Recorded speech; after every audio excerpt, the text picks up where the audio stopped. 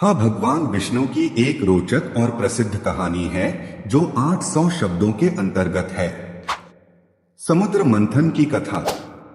भगवान विष्णु के अनेक अवतार और लीलाएं हैं, लेकिन उनमें से समुद्र मंथन की कथा बहुत प्रसिद्ध और शिक्षाप्रद है।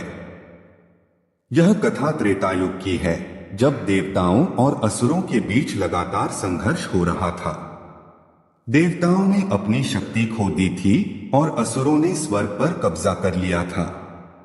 इस संकट से उबरने के लिए भगवान विष्णु ने सभी देवताओं को सलाह दी कि वे असुरों के साथ मिलकर समुद्र मंथन करें, जिससे अमृत प्राप्त हो सकता है और अमृत के सेवन से देवताओं की शक्ति पुनः स्थापित हो जाएगी।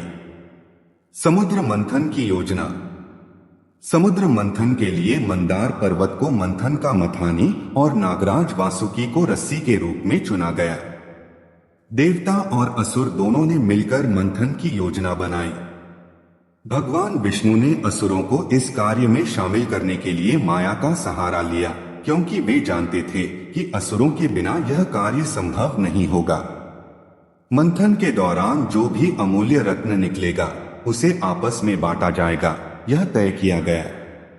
मंथन की प्रक्रिया। समुद्र मंथन आरंभ हुआ। असुरों ने नागराज वासुकी के मुख वाले हिस्से को पकड़ा और देवताओं ने उसकी पूंछ को। मंथन की प्रक्रिया में मंदार पर्वत डूबने लगा।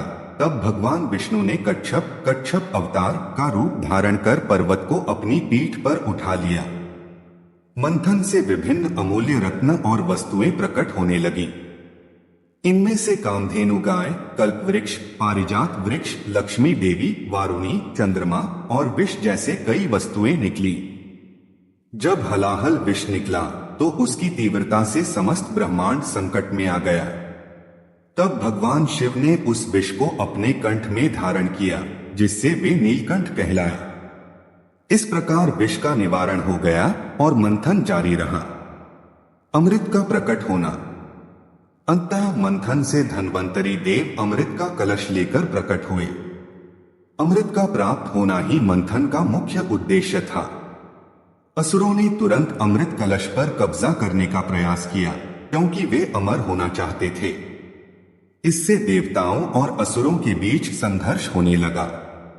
तब भगवान विष्णु ने मोहिनी रूप धारण किया। मोहिनी इतनी सुंदर और आकर्षक थी कि असुर मोहित हो गए और उन्होंने अमृत को मोहिनी के हाथों बांटने का प्रस्ताव स्वीकार कर लिया। मोहिनी रूप में भगवान विष्णु ने अमृत को चतुराई से देवताओं में बांट दिया और असुरों को अमृत, जिससे वे असुरों को पराजित कर स्वर्ग को पुनः प्राप्त करने में सफल हुए। तो दोस्तों, ये थी हमारी आज की कहानी। उम्मीद है कि आपको ये कहानी पसंद आई होगी। अगर आपको हमारी ये वीडियो अच्छी लगी हो तो इसे लाइक और शेयर जरूर करें।